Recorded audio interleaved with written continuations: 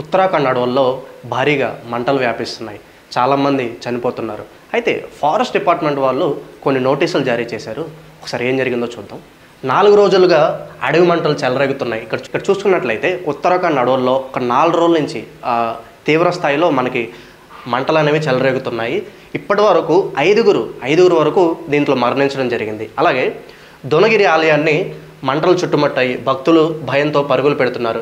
ఇక్కడ ఈ ఆలయం దగ్గర ఫుల్గా మనకి మంటలు అనేవి స్ప్రెడ్ అయినాయి. కొంచెం భక్తులు కొంచెం భయాందోళనకు గురయ్యి వాళ్ళు పరుగులు తీయడం స్టార్ట్ చేశారు. అలాగే బలమైన గాలుల కారణంగా మంటలు వేగంగా వ్యాపించాయి. ఈ మంటలకు తోడు అక్కడ ఉన్న ఆ గాలులు ఎక్కువైపోవడం వల్ల ఆ గాలులకు తోడు ఈ మంటలు ఇంకా తీవ్ర స్థాయిలో మొత్తం అడవంతా వ్యాపించడం జరిగింది. అలాగే పొగలు దట్టంగా వ్యాపించడంతో విమాన రాకపోకలు నిలిపివేశారు. అక్కడ మొత్తం పొగలు విస్తృత స్థాయిలో ఎక్కువ వ్యాపించేసరికి కొన్ని విమాన సర్వీసులు కూడా రద్దు చేయడం జరిగింది. అలాగే కొండ చర్యలు విరిగిపడ్డాయి. రహదారులు బండరాలతో కప్పిపడ్డాయి. చాలా కొండల చర్యలు విరిగిపడిపోయినాయి. అలాగే కొన్ని బండరాలు అయితే ఆ వాహనాలు అటు ఇటు వెళ్ళడానికి లేకుండా రోడ్డు మధ్యలో ఉండడం చూస్తున్నాము. అలాగే చమేలీలోని కివీ పండ్ల తోటలకు మంటలు వ్యాపించాయి. కివీ పండ్లు అంటారు, మనకి కొన్ని తోటలు ఉంటాయి. సో ఇక్కడ తోటలకు కూడా మంటలు అనేది మనకి వ్యాపించడం జరిగింది. అలాగే గర్వాల్ రీజన్లోని రుద్రప్రయాగ్, చమేలి వంటి ప్రాంతాల్లోనూ మంటలు ఇక్కడ మనం భారీగా చూస్తున్నాము.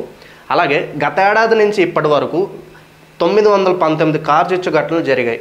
ఇలాగా ఈ వైల్డ్ ఫైర్ అనేది స్ప్రెడ్ అవటం ఇంచుమించుగా గత ఏడాది నుంచి చూస్తే మనకి ఇక్కడ 919 ఇలాంటి సంఘటనలు ఇప్పటివరకు జరిగినట్లుగా మనకు తెలుస్తుంది.